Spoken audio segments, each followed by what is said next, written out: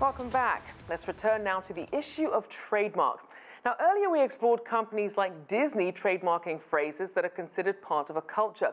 Hakuna Matata is an example of that. It was made famous in the Lion King movie, but has been used in East Africa for centuries because the phrase is in the Swahili language. Well, now let's get a broader perspective on this topic. I'm joined live from Manchester in New Hampshire by Anne Bartow. She's the director at the Franklin Pierce Center for Intellectual Property and professor of law at the University of New Hampshire's School of Law. Welcome to the show. Thank you. So talk us through the process behind securing and maintaining some of these copyrights and trademarks. So trademarks and copyrights are actually fairly different things. When you have maybe a screenplay or a novel or a song, that's something that you would copyright. And so Disney, as you might imagine, has a lot of copyrights, but they tend to be more creative works. You actually cannot copyright a word or a short phrase.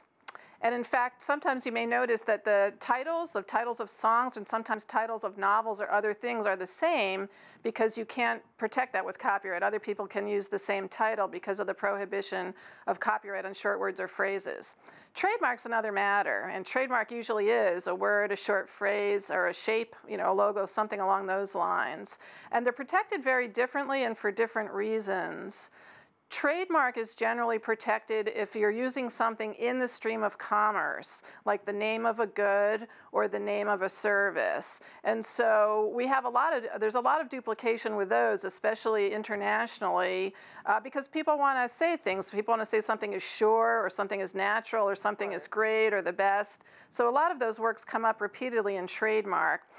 So you have to think about I'm sorry. Well, it's interesting because you don't necessarily seem to have to be the first person who said a phrase in order to trademark it, as we saw with Paris Hilton trademarking the phrase, "That's hot," as if no one's ever said that before. So what is the threshold to determine who ultimately has the rights to a phrase?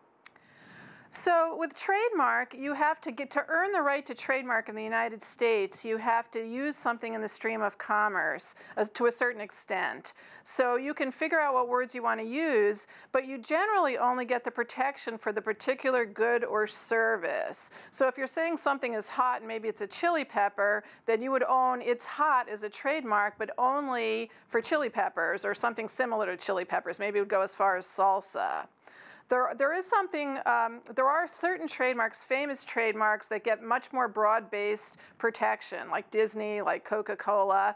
They almost own their words. But for most goods and services, there's got to be some push and shove so that other people can use the same words. Otherwise, we reach a point where every good word was trademarked in the English language, and it'd be very hard to name your product or your service. That's interesting. Some of these words become so ingrained when it comes to commerce, we think that's part of the word. For example, in England, we use the phrase "to Hoover," whereas Hoover is actually the name of the vacuum cleaning company. Yes. So in terms of trying to get some sort of consistency, are there any plans for current trademark rules to have one universally recognized standard? So I don't think we're too close to that. We've had moves in that direction to harmonize trademark law. There's the Madrid Protocols. There's some other things. In other countries, you can just fill out paperwork and get trademark rights. You don't have the need to use in commerce like you do in the United States. And it also gets complicated with different languages because we don't like people to trademark words for the very thing. Like we wouldn't want someone to be able to own the word hotel because then what would other hotels call themselves, right? Right. But if you wanted to trademark the word hotel for something completely nonsensical, unrelated, like ice cubes, right? Hotel brand ice cubes, then you could get the trademark for ice cubes where you couldn't get it for hotels. So those things get complicated, especially across languages, because if you got the German word for hotel, but you deployed it in the United States, most people, anyone who didn't speak German, wouldn't know that's what you're doing. So that adds a layer of complexity to things. Now let's also look at what's happening in the digital age. We know that one of the most popular video games of 2018, Fortnite, has around 200 million users. Now, while the game is free, the company makes over $1 billion with in-game purchases like signature dance moves, or emotes as they're called. Right. But a lot of these originators Right. of the dance moves, they're not getting compensated. And one artist, 2 Milli, who created the popular Milli Rock dance, or otherwise known as Swipe It, is now suing and saying that it's cultural appropriation. But what are his chances, given how other artists have fared in this space? So the first question we'd have to say is, what are the terms and conditions that these were invented under? So like within the game, within Fortnite, probably to become a player, you had to agree to terms of service or terms of use.